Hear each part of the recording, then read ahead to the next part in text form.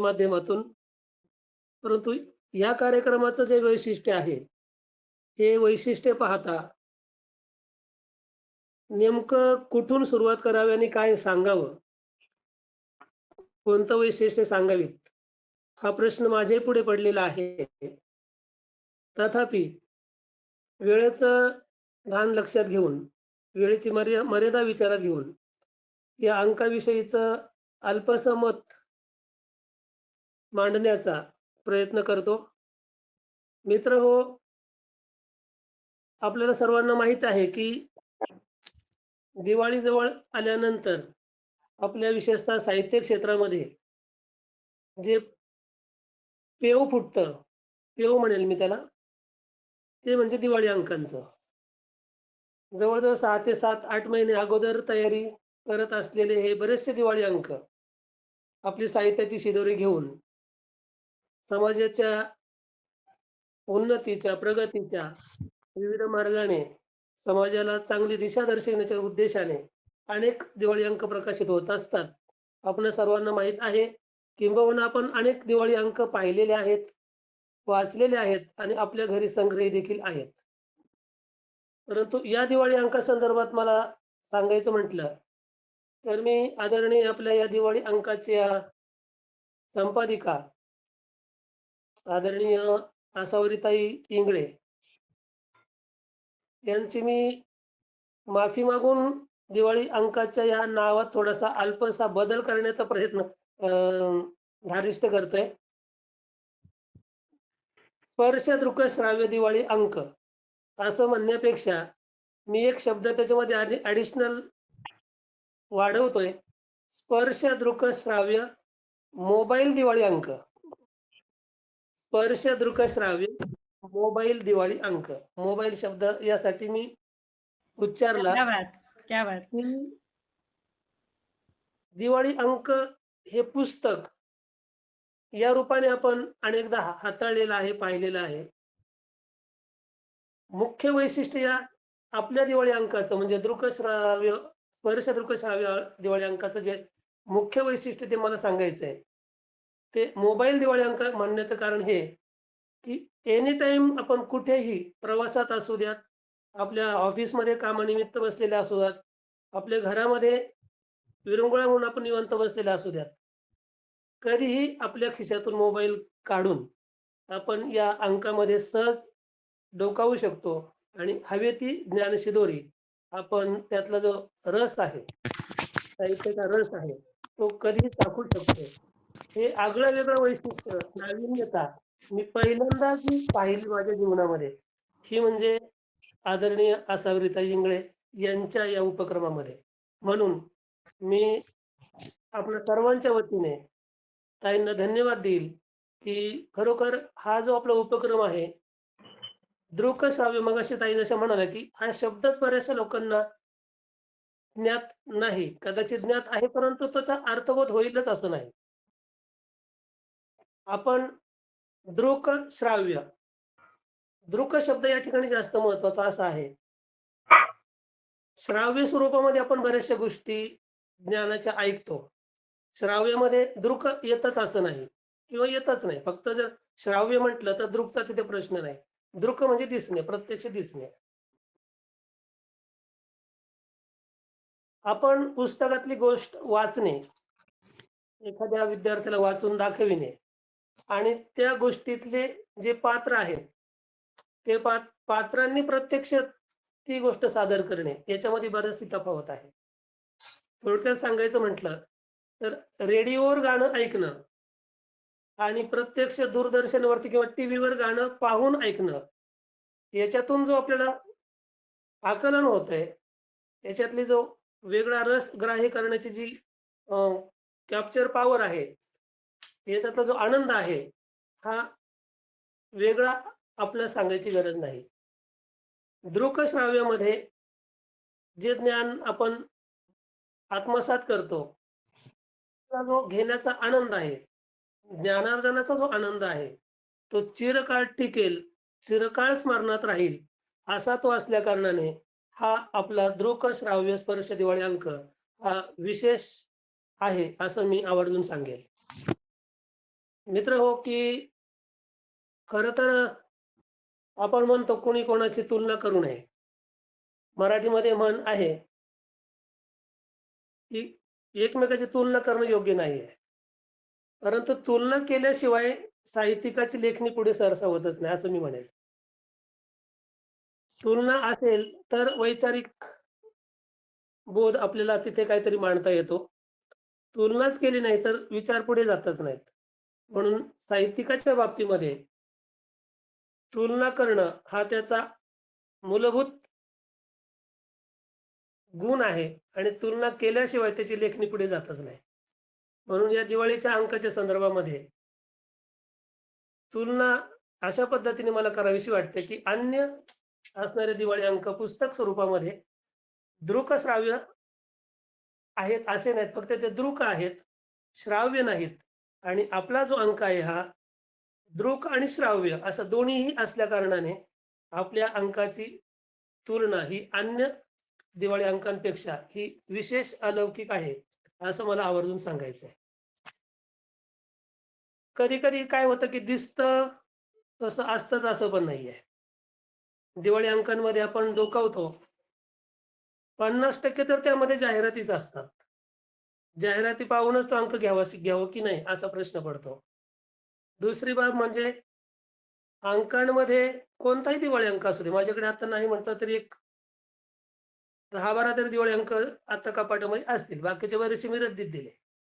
परंतु आजच्या मितीला बरेचसे अंक माझ्याकडे आहेत. हे कधीही आपण जर उघडले, तर त्यामध्ये वेगळं काही दिसणार नाही. तुम्हाला एकतर लेख दिसतील, 4-2 कविता दिसतील किंवा मग काहीतरी राजकीय घडामोडी दिसतील आणि 50% तर त्याच्यामध्ये जाहिराती दिसतील. त्यामुळे वर्तमानपत्रासारखं असणारे हे दिवाळी अंक, हे एकदा आपण वाचतो आणि नंतर ते वाचतोच असे नाही. रद्दीच्या थप्पीमध्ये ते जाऊन पडतात आणि पुन्हा आपण ते काढतोच असं पण नाही. आपला जो दिवाळी अंक आहे, स्पर्श दृक श्राव्य दिवाळी अंक याचं वैशिष्ट्य असं आहे, की या अंकामध्ये जे साहित्य आहे, लिखाण आहे, जे ज्ञान आहे, हे फक्त वाचनीय असे आहे असं नव्हे, तर ज्यांनी ते लिहिलंय ते प्रत्यक्ष त्या व्यक्ती त्या ठिकाणी आपल्याला सांगतायत. त्यांचे चेहरे आपल्याला त्या ठिकाणी दिसतायत आणि सांगताना त्याच्यातला जो भाव आहे, तो देखील बरचसं काही त्या दिवाळी अंकातील असणारी प्रत्येक टॉपिकमधली जी माहिती आहे, ती काळजाला भिडते, हृदयाला स्पर्श होते. हा आगळा-वेगळा दिवाळी विशेष अंक आहे, असं मला म्हणता येईल. बऱ्याच वेळा मी जसं म्हटलं, की आता दिसते तसे नसते. याच्यावर एक मला 4-2 ओळींची कविता आठवली. काय होतं, की बऱ्याच वेळा आपण बाह्य रूपाला भाळतो, निहाळतो. आधी निहाळतो, नंतर कदाचित भाळतो. साहित्यिकाचं तसं नाहीये. साहित्यिक निहाळतो, पण तो भाळत नाही. तो त्याचा अंतरंगाचा शोध घेतो. अंतरंगाचा शोध घेणारा जो व्यक्ती आहे, तो खरा साहित्यिक, असं मी म्हणेल. तर दिसते तसे नसते मित्र, अशा पद्धतीची एक 4-2 वाक्यांची कविता, ओळींची कविता मी संपूर्ण नाही वाचत वेळेअभावी. पण 4-2 ओळी वाचून दाखवण्याचा प्रयत्न करतो, की निसर्गावर प्रेम करणारा झाडांना जपतोच असे नाही. निसर्गावर प्रेम करणारा झाडाला जपतोच असे नाही आणि क्रियाविन वाचाळता करणारा महंत असतोच असे नाही.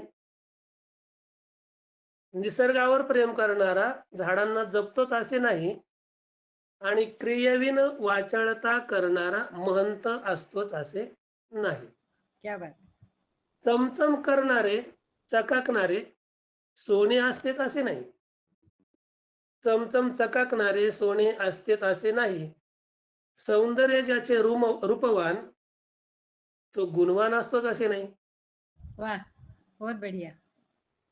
पुष्पलतेतील सर्व फुलांना, पुष्पलता फुलांची माळ, पुष्पलतेतील सर्व फुलांना सुगंध असतोच असे नाही. पुष्पलतेतील पुष्पमालेतील सर्व फुलांना सुगंध असतोच असे नाही. आणि श्रीरामाचे गुण गाणारा रामभक्त असतोच असे नाही. भीमासारखा धिप्पाड दिसणारा बलवान असतोच असे नाही. आणि युद्धाच्या बढाया मारणारा योद्धा असतोच असे नाही. क्या बात है, क्या बात है. बहुत बढ़िया. समाजाची सेवा करणारा समाजसेवक असतोच असे नाही. आता तर रोजच पाहतोय आपण हे. समाजाची सेवा करणारा समाजसेवक असतोच असे नाही. आणि मोर्चाचे नेतृत्व करणारा वार अंगावर घेतोच असे नाही. राघू महिन्याची प्रत्येक जोडी नल दमयंती असतेच असे नाही. राघू महिन्याची प्रत्येक जोडी नल दमयंती असतेच असे नाही. प्रियकरांचे वासनारूपी प्रेम जीवन अखेर टिकतेच असे नाही.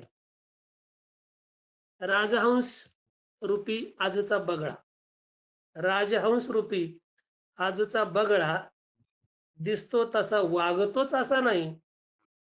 न्याय देणारे न्यायाधीश देखील सत्य न्याय देतोच असे नाही. शेवटचं कडव्यामध्ये मला आवर्जून सांगायचे की दागिन्यात प्रकाशणारे खडे दागिन्यात प्रकाशणारे चमचम करणारे दागिन्यात प्रकाशणारे खडे हिरे मोती असतातच असे नाही. दागिन्यात प्रकाशणारे खडे हिरे मोती असतात असे नाही. सत्य असत्याची उकल पुराव्याशिवाय होत नाही. आणि सत्य असत्याची उकल आपल्या या स्पर्श दृकश्राव्य दिवाळी अंकाशिवाय होत नाही. मित्र हो, असा हा आपला असणारा जो दिवाळी अंक आहे, स्पर्श दृकश्राव्य दिवाळी अंक. या दिवाळी अंकामध्ये दुसऱ्या पानावर मी जेव्हा पाहिलं, मला तर तसा ते दिवाळी अंक जास्त वाचायला पण मिळाला नाही. ताईंनी मला दिला होता, परंतु वेळेअभावी मी त्याच्यातले काही काही टॉपिक फक्त ओझरते पाहिले आणि काही लघुकथा ऐकल्या, 4-2 कविता ऐकल्या. ओझरता फक्त पाहिला. यथावकाश तो जरूर मी बघेल, कारण अतिशय अलौकिक असा तो ठेवा या आपल्या दिवाळी अंकाचा आहे. या दिवाळी अंकाचं वैशिष्ट्य आणखी एक मला सांगता येईल की 5 टॉपिक या ठिकाणी मला दिसले. म्हणजे लघुकथा, मला वाटतं ललित लेख, काव्य मैफिल, गीत संगीत आणि कलादालन ही 5 अंगे या दिवाळी अंकाच्या अंतरंगात समाविष्ट केलेले आहेत. मुळात पंच हा शब्द, पंच आपण म्हणतो पंच, पंच हा शब्द मानवी जीवनाच्या वैचारिक प्रपंचाचा गुंता सोडवतो. पंच या शब्दाचं महत्व आपल्याला माहिती आहे. पंच हा शब्द मानवी जीवनाच्या वैचारिक प्रपंचाचा गुंता सोडवतो. पंच शब्दाचे अनेक आपल्याला मराठीमध्ये समउच्चाराचे शब्द आणि महत्वाचे शब्द आहेत. पंचपाळे, पंचरत्न हरिपाठ, पंचरत्न हरिपाठ जीवनाला वेगळी दिशा देणारा. पंचामृत, पंचशील, पंचतत्व, पंचमहाभूते, पंचारती हे सर्व पंचरूपी असणारे मानवी जीवनाच्या वैचारिक प्रपंचाचा गुंता सोडवतात. त्याचप्रमाणे आपला हा स्पर्श दिवाळी अंक जो आहे, यामध्ये असणारे हे लघुकथा, ललित लेख, काव्य मैफिल, गीत संगीत आणि कलादालन हे 5ही असणारे भाग हे एक प्रकारचं पंचामृत आहे, की जे पंचामृत ज्ञानामृत समाज प्रबोधनाच्या, समाजाला योग्य दिशा दाखवण्याच्या दृष्टीने प्रेरणादायी आहे असं मला आवर्जून सांगता येईल. या अंकातील कोणत्या विषयाला स्पर्श केला नाही असा एकही विषय सोडला नाही, असे आगळं वेगळं महत्व या अंकाच्या माध्यमातून सांगता येईल. की धार्मिक, सामाजिक, म्हणजे तुमचे जे आपले हे 5 अंग आहेत, 5 भाग आहेत, त्या प्रत्येक भागामध्ये मी सहज पाहिलं.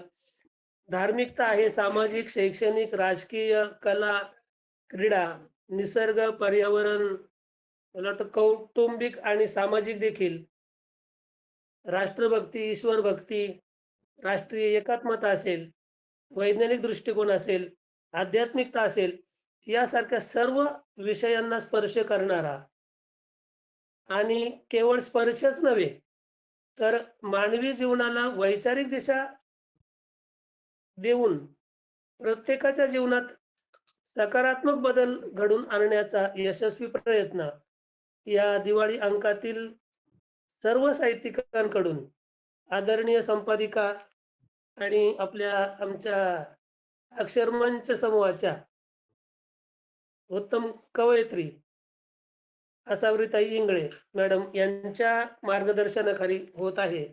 हा अतिशय अलौकिक असा अंक.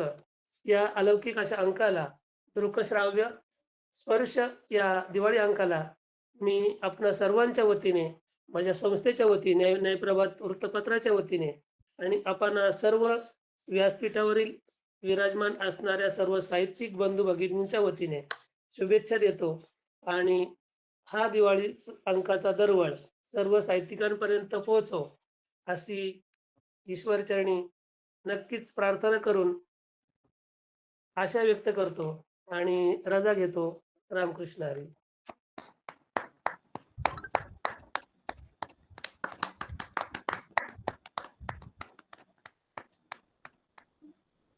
ताईंनी सुरुवातीला म्हटलं की मैं अकेला ही चला था जानिबे मंजिल मगर लोग मिलते गए कारवा बनता गया. तसं काहीसं झालेलं आहे वैचारिक दृष्ट्या, की दादांकडे फक्त आपण अंक सोपवला आणि दादांनी अंकाची पूर्ण समीक्षाच केली. आणि एक आनंद ह्या गोष्टीचा आहे की दृकश्राव्य म्हणजे विमोचन पण दृकश्राव्य, की ती दृकश्राव्य कविता झाली एक छान सुंदर. त्यानंतर दादांचं जे काय म्हणता येतं पंचविषयीचं बोलणं वगैरे या सगळ्या गोष्टी म्हणजे खऱ्या अर्थाने आपल्या दृकश्राव्य अंकाचं विमोचन झाल्याचं आहे. दादा खूप खूप धन्यवाद. अं, आपल्या सर्व लेखिका, कवयित्री, त्यानंतर कलादालनामधल्या भगिनी यांच्या सर्वांच्या वतीने प्रातिनिधिक आपलं मनोगत व्यक्त करण्याकरता म्हणून मी आमंत्रित करते डॉक्टर जेनेट बोर्गिस ताईंना. डॉक्टर जेनेट ताई.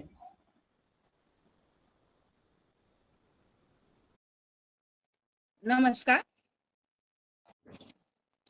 वरती काय आवाज पोहोचतो ना ताई? हॅलो. हो, येतो. आवाज येतोय ताई. हो, फक्त हो, कॅमेरा हो. ऍडजस्ट करा थोडासा. थोडा तिरपा करा तो असा म्हणजे तुम्ही व्यवस्थित दिसाल. हां, ओके. Okay, okay. ठीक, ठीक, ओके ठीक. Okay okay okay okay. नमस्कार. मी प्राध्यापिका डॉक्टर जेनेट फिलिप बोर्जिस गोव्यातून माझा अनुभव थोडक्यात कथन करणार आहे. सर्वप्रथम रेणुका आर्ट्स निर्मित स्पर्श दृकश्राव्य दिवाळी अंक 2024च्या निर्मितीसाठी आसावरी मॅडम व त्यांच्या टीमचे मी अभिनंदन करते व इतक्या सुंदर दिवाळी अंकात माझ्या 2 रचनांना समाविष्ट करून घेतल्याबद्दल मी आसावरी मॅडमचे आभार मानते.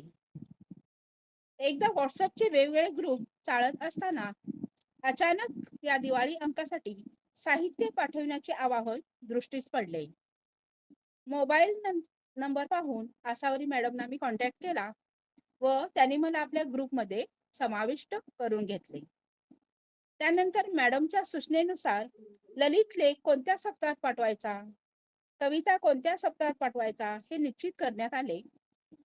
कवितेसाठी त्यांनी 3 चित्रे दिलेली होती व आपल्याला त्या 3 चित्रापैकी हवे ते चित्र निवडून त्या चित्रासंदर्भात कवितेची रचना करण्याचे आवाहन आम्हा कवीसमोर होते.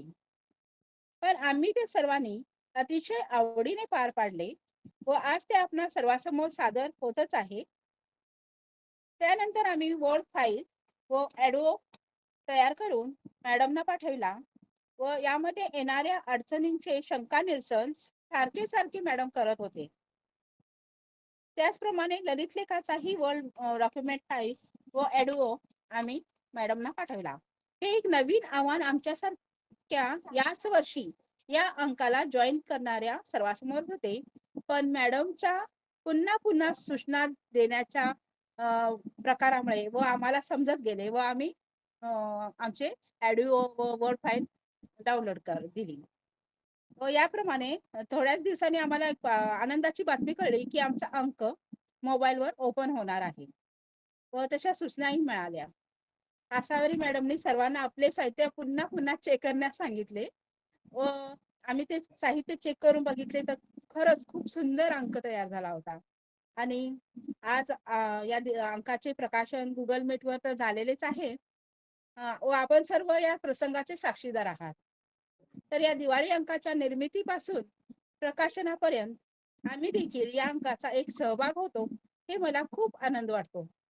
व पुन्हा एकदा सर्वांचे मनापासून मी आभार मानते आणि आसावरी मॅडमचे तर मनापासून आभार, कारण अगदी पहिल्या दिवसापासून ते आजपर्यंत त्यांच्या सूचनांचे आम्ही जरूर पालन केलेले आहे. तर धन्यवाद मॅडम, मला आपल्या साहित्य अंकामध्ये साहित्य प्रकाशित करण्याबद्दल धन्यवाद. मी सुमती टापसे, नमस्कार. मी नाशिकवरून बोलते. सर्वप्रथम मी आसावरी ताई व सर्व टीमचे तसेच आयोजक, उद्घाटक आणि यांचे मनापासून खूप खूप आभार मानते. खरं तर माझं हे प्रकाशनात सहभागी होण्याचं प्रथमच वर्ष आहे आणि खूप छान आसावरी ताईंनी आम्हाला मार्गदर्शन केलं आणि त्यानुसार म्हणजे माझा ललित लेख आणि दोन्ही पण ह्यामध्ये खूप छान पद्धतीने मांडता आल्या, व्यक्त होता आलं. म्हणजे साहित्यामध्ये थोडे का असेना आपला हातभार लागतोय याचं खूप मोठं समाधान खरं तर मिळालंय. आणि सरांनी जसं सांगितलंय ना की पंचश्राव्य सर्व अंकात असेलच असे नाही, पण खरा आनंद स्पर्श दृकश्राव्यात नक्कीच आहे. एवढं बोलून मी खरं माझे 2 शब्द संपवते, वेळ थोडा आहे. धन्यवाद ताई. धन्यवाद. गागर में सागर सारखं हे झालं की अगदीच मोजके शब्द पण त्यातनं खूप मोठी गोष्ट तुम्ही सांगून गेलात. धन्यवाद. यानंतर आपण थँक्यू. कार्यक्रमाच्या पुढच्या टप्प्याकडे वळूया आणि तो म्हणजे आभार प्रदर्शन. मी डॉक्टर मंगलाताईंना आमंत्रित करते आभार प्रदर्शन करण्याकरता. नमस्कार. रेणुका आर्ट्स आयोजित दृकश्राव्य स्पर्श दिवाळी अंक 2024 प्रकाशन समारंभात मी आभार प्रदर्शन करू इच्छिते. या कार्यक्रमासाठी आवर्जून उपस्थित असलेले प्रमुख पाहुणे अष्टपैलू श्री शिवाजी खैरे सर यांनी अंकाचे प्रकाशन केले आणि त्यावरील आपले मौलिक विचार व्यक्त केले. तसेच पुस्तक स्वरूपामध्ये असलेला दिवाळी अंक आणि हा दृकश्राव्य दिवाळी अंक यामधील भेद आणि दृकश्राव्य दिवाळी अंकामध्ये काही फायदेही त्यांनी आपल्याला विस्तृतपणे इथे विशद केलेले आहेत. त्याचबरोबरीने त्यांनी अत्यंत सुंदर अशी कविता आपल्याला इथे, ज्याचा अर्थ सगळ्यांना फार मनाला लावून गेला, आणि तसेच पंचभाग जे आपल्या अंकाचे आहेत त्याबद्दलही त्यांनी विशेष आपल्याला विचार व्यक्त केले. या सर्वांबद्दल मी त्यांचे रेणुका आर्ट्स आपला दृकश्राव्य स्पर्श दिवाळी अंक आणि संपादिका आसावरी ताई या सर्वांच्या वतीने त्यांचे आभार व्यक्त करते. तसेच आज प्रकाशन समारंभासाठी दृकश्राव्य पद्धतीने गुगल मीट वर उपस्थित असलेले सर्वांचे मी इथे आभार व्यक्त करते. हा आभार प्रदर्शनाचा माझा एक भाग झाला आणि आता मी मंगल पटवर्धन एक या अंकामध्ये सहभागी लेखिका आपल्या सर्व लेखकांच्या वतीने या दिवाळी अंकासाठी आणि त्यामध्ये लिखाण करण्यासाठी आसावरीताईने आपल्याला जे प्रवृत्त केलं किंवा जी संधी दिली, आणि अशा प्रकारे जनरली आपण साहित्य लेखी स्वरूपात पाठवतो, पण इथे ऑडिओ करून पाठवणं हे जरा आपल्या सर्वांच्याच दृष्टीने वेगळे पण होतं. ते आपल्याला शिकायलाही मिळालं नक्कीच. काही जणांना त्याची प्रॅक्टिस असेल, पण बऱ्याच जणांनी मला वाटतंय की नवीन प्रयत्न केला या निमित्ताने काही नवीन शिकण्याचा, ज्याचा आपल्याला भविष्यामध्ये खूप उपयोग होणार आहे. तर आम्हा सर्व लेखकांना या दिवाळी अंकामध्ये लिखाणाची आणि ऑडिओ करून पाठवण्याची संधी दिली. तसंच यावेळेला चित्रकाव्य हा एक वेगळा प्रकार ताईने आपल्याला लिखाणासाठी प्रवृत्त केला. 3 चित्रांवरती आपल्याला काय लिहिता येऊ शकतंय त्यातल्या त्यात बेस्टच आपण नेहमी पाठवायचा प्रयत्न करतोच. हा एक वेगळा प्रकार अलीकडच्या लिखाणामध्ये येत आहे. ऑडिओ व्हिज्युअल या फॉर्म मध्ये असल्यामुळे ते शक्य होत आहे. आणि दुसरं म्हणजे कला दालन. या कला दालनामध्ये सुद्धा माझे 2 चित्र आहेत. या सगळ्यामध्ये आम्हाला संधी दिल्याबद्दल आसावरीताई आणि त्यांची पूर्ण टीम, जे कोणी त्यांचे सहकारी आहेत, ज्यांनी हे सगळं काम एकत्र करण्याचं महत्वाचं काम केलं आणि तसेच आम्हालाही सूचना वेळोवेळी देण्याचं काम केलं आणि आमच्याकडून हे करायला प्रवृत्त केलं आणि ते करून घेतलं आणि अतिशय सुंदर असा अंक आपल्या सर्वांच्या हातामध्ये दिलेला आहे, जो आसावरीताईंना आपण विचारूया की आता आपण सगळ्यांपर्यंत हा पोचवू शकतोय प्रकाशन झालं म्हटल्यावरती. आणि हा सुद्धा तिथे निशुल्क त्यांनी अंक सगळ्यांसाठी उपलब्ध करून दिलेला आहे. ही अतिशय महत्वाची गोष्ट माझ्या दृष्टीने वाटते. त्याबद्दल रेणुकाताई, आसावरीताई आणि त्यांच्या पूर्ण टीमचे, आपल्या सर्व लेखक टीमच्या वतीने मी आभार मानते आणि आभार प्रदर्शन करते. धन्यवाद. खरंच आहे. धन्यवाद. कोणीतरी इनिशिएटिव्ह घेणारं किंवा कोणीतरी म्होरक्या म्हणून पुढे असणारं असेल तर त्याच्या मागे एक पूर्ण टीम तयार होऊ शकते. आपल्या अंकाच्या बाबतीत पण तसंच झालेलं आहे की ताईंनी संकल्पना नवीन मांडली आणि आपल्या सगळ्यांना तयार केलं. म्हणजे असं प्रत्येक जण खूप तयार होता अशातला भाग नाहीये, पण प्रत्येकाला सांगून सूचना करून आणि आपल्याकडनं ते काम करून घेतलं. तुम्ही जे म्हणालात मंगला ताई, अगदी तंतोतंत खरं आहे. मी पण आसावरी ताईंना धन्यवाद म्हणते. आणि अ, अ, एक मिनिट अ, एक मिनिट सुवर्णाताई, हो, हो, हो. या आभार प्रदर्शनात मलाही एक व्यक्ती आहेत, हेमा नागपूरकर काकू म्हणून आहेत, अभिव्यक्तीच्या. तर त्यांचेही मला आभार मानायचे की त्यांना मी जेव्हाही मी काही असं संकल्पना तयार करते, तर भलेही त्याच्यात मी स्वतः समोर जाते, पण एकदा त्यांच्या कानावर घालते. म्हणजे कोणीतरी एक मोठी व्यक्ती साहित्य क्षेत्रातली म्हणा आणि वयानी पण, त्यांचा आपल्या पाठीवर हात आहे म्हटल्यावर जी उत्स्फूर्तता किंवा उत्साह येतो, तो त्यांच्यामुळे मिळतो. त्याचप्रमाणे काही मित्र-मैत्रिणी आहेत तुमच्यापैकीच. अ, वर्षा आहे, जिला मी बरेचदा म्हटलं की अंक उघडून पहा. तुमच्याच प्रमाणेच तिलाही म्हटलं, पण तिला थोडा आधी आणि तुमच्यापेक्षा जास्ती त्रास दिला. तर त्या दोघींचेही मला आभार मानायचे आहेत आणि अर्थातच तुमच्या सर्वांचेही मला आभार मानायचे आहेत. धन्यवाद आसावरी ताई. वर्षा ताई बद्दल जर म्हणायचं तर वर्षा किडे कुलकर्णी. मला आठवते की 2015 मध्ये सगळ्यात पहिल्यांदा रेणुका आर्ट्सने दिवाळीचं साहित्य संमेलन घेतलं आणि त्या साहित्य संमेलनाचं पूर्ण कव्हरेज वर्षाताईने ठेवलेलं होतं आणि शेवटी साहित्य संमेलन संपल्यानंतर ते सगळं तरुण भारतमध्ये छापून सुद्धा आलं होतं. तेव्हा तर अगदी नवीनच ही संकल्पना होती की ऑनलाईन काहीतरी होतं आहे याचं. आणि आता तो जर धागा आपण घेतला तर त्या म्हणजे त्या टप्प्यापासून आपण अगदी बरोबर कालसुसंगत टप्प्यापर्यंत पोहोचलेलो आहे, ते म्हणजे दृक्य श्राव्य. तर खूप धन्यवाद त्यासाठी पण. आणि आम्हाला सगळ्यांना परत परत असं आमंत्रित करा आणि परत परत असं काहीतरी नवीन नवनिर्मिती करत राहा. आम्हाला प्रत्येकाला यात सहभागी व्हायला आवडेलच. नक्की. तर इतका छान रंगतदार झालेला आजचा हा सोहळा. या सोहळ्याच्या अंतिम टप्प्याकडे म्हणजे विश्व प्रार्थनेकडे आपण वळणार आहोत आणि अर्थातच पसायदान. पसायदानासाठी मी आमंत्रित करते माधवीताई म्हणजे सौ सुचेताताई यांना. आजच्या कार्यक्रमाचं सूत्रसंचालन करणाऱ्या आदरणीय सुवर्णाताई कुलकर्णी मॅडम, अतिशय सुंदर असं सूत्रसंचालन त्यांनी केलेलं आहे. मगाशी बोलता बोलता माझं राहून गेलं कारण मला पुढचं ऐकायचं होतं. आणि नक्कीच, दुसरं नक्कीच. महत्वाचं म्हणजे कार्यक्रमाची जी अतिशय सुरेला सुरुवात केली. विशेषतः ज्यांनी सादर केलं 4 वाजता सादर केलं. डॉक्टर जुनेद बोरगुट यांनी अति सुंदर त्यांच्याचा स्वर बिलकुल न सोडता त्याच्या स्वराला धरून अति सुरेख स्वर सादर केला. आभार प्रदर्शन अवर्णनीय.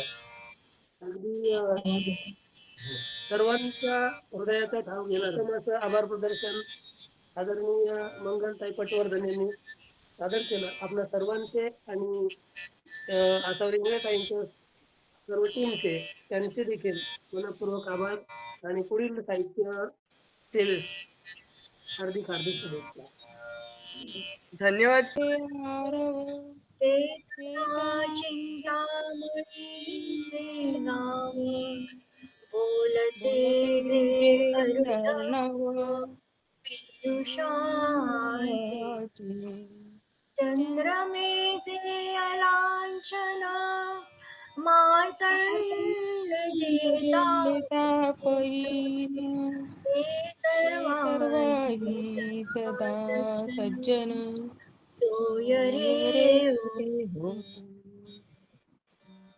किंबहुना सर्व सुखी भजी जो आदि पुरुषी अखंडित आणि ग्रंथोपजीविये विशेषी दृष्टादृष्ट विजये ओवावे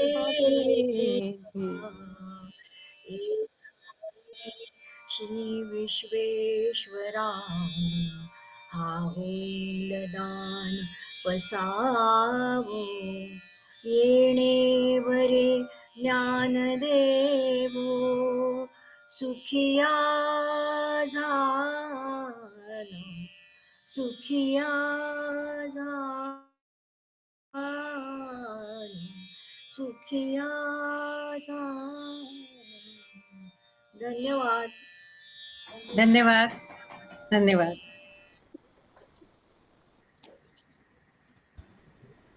धन्यवाद. असा सुंदर झाला कार्यक्रम. छान झालं. सरांचं भाषण उत्कृष्ट आणि खूप सुंदर त्यांनी फारच फार सुंदर. धन्यवाद. धन्यवाद. धन्यवाद. धन्यवाद.